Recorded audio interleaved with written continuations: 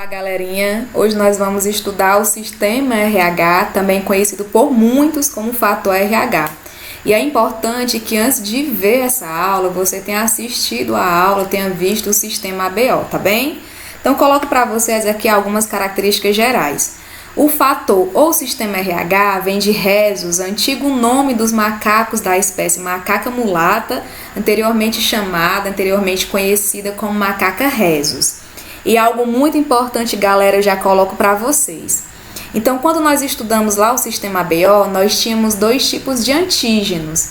Existia lá o aglutinogênio A e também tinha o aglutinogênio B. Pessoas que apresentam, que têm somente o aglutinogênio A em suas hemácias são do grupo A. Pessoas que apresentam somente o aglutinogênio B pertencem ao grupo B.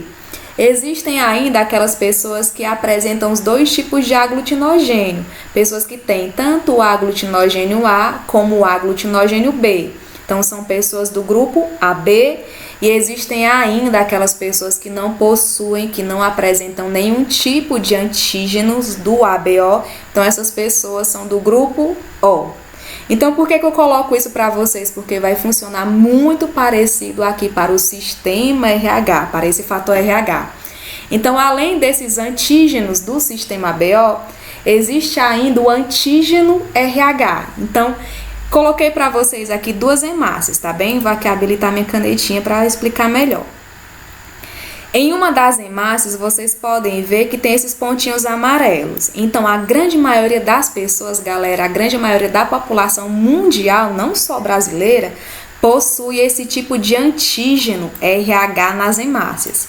Posso chamar antígeno RH ou antígeno D, que é a mesma coisa.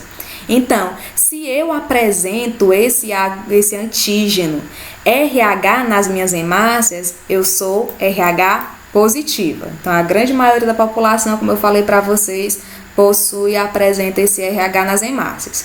Agora, uma pequena parcela da população não tem esse antígeno RH, não tem esse antígeno D nas hemácias. Então, essa minoria é RH negativo. Beleza? Então, resumindo, RH positivo tem o antígeno D nas hemácias, RH negativo não apresenta esse antígeno D, não possui esse antígeno RH. Continuando, a existência ou não desse antígeno D nas hemácias é condicionada por dois alelos.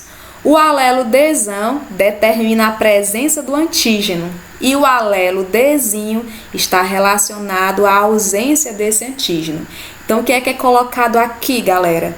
Que quem tem o antígeno, ou seja, aquelas pessoas que são RH positivos, são dominantes, e aquelas pessoas que não têm o antígeno, aquelas pessoas que são RH negativo, são recessivas na história. E vocês já sabem, porque vocês já estudaram lá aquela introdução, aquela base da primeira lei de Mendel. Se RH positivo é dominante, então para essas pessoas existem dois tipos de genótipos, duas combinações possíveis. Elas podem ser Dzão ou Dzão-Dzinho. Um genótipo homozigoto e um genótipo heterozigoto. Se quem não tem o antígeno é recessivo, então para essas pessoas eu tenho apenas uma combinação, que é a combinação Dzinho, uma combinação homozigótica recessiva. Galera, os sistemas ABO e RH são independentes, então não vai interferir a presença de um na ausência de outro, a ausência de um na presença do outro, tá bem? E algo muito importante também é colocado aqui para vocês. Em um indivíduo RH negativo, a sensibilização ao fator RH que o leva a produzir as aglutininas anti-RH ocorre geralmente pelo contato com hemácias RH positivo. Então, o que é que isso significa dizer? Significa dizer aqui que nós vamos trabalhar agora com transfusão de sangue quanto ao sistema RH. Pessoas que são positivas podem doar para pessoas que são positivas também sem nenhum problema. Pessoas que são negativas doam para negativas. As pessoas que são RH negativo podem doar para os positivos, Mas tem uma barreira agora, ó. Quem é positivo não pode doar para negativo. Eu vou colocar isso para vocês aqui desenhando. Então, vamos supor que eu seja RH negativo. Então, que eu não tenha nenhum antígeno aqui na membrana das minhas hemácias. Tenho a minha membrana aqui, minha hemácia lisinha. Então, eu estou recebendo sangue através de transfusão de uma pessoa que seja RH positivo. Então, a pessoa que é positiva, ela está com a sua membrana aqui repleta de antígeno, tá? Então, como é que o meu corpo vai reagir a esse sangue estranho, a esse sangue RH que seja positivo?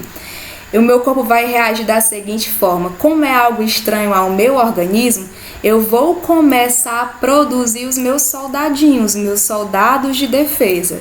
Então, uma vez eu já coloquei para vocês que esses soldados de defesa são os anticorpos. Então, o anticorpo que eu vou produzir é o anticorpo anti-RH. Mas repito para vocês, isso só vai ocorrer, eu só vou começar a produzir esse anticorpo caso eu tenha contato com o sangue que seja RH positivo. Caso eu nunca tenha contato com esse tipo de sangue, eu nunca irei produzir esse tipo de anticorpo, tá bem? Então, nós vamos concluir agora a nossa primeira parte do estudo, onde eu coloquei para vocês algumas características básicas sobre o sistema RH. Em seguida, nós vamos estudar uma doença muito conhecida, que é a doença hemolítica do recém-nascido ou eritroblastose fetal.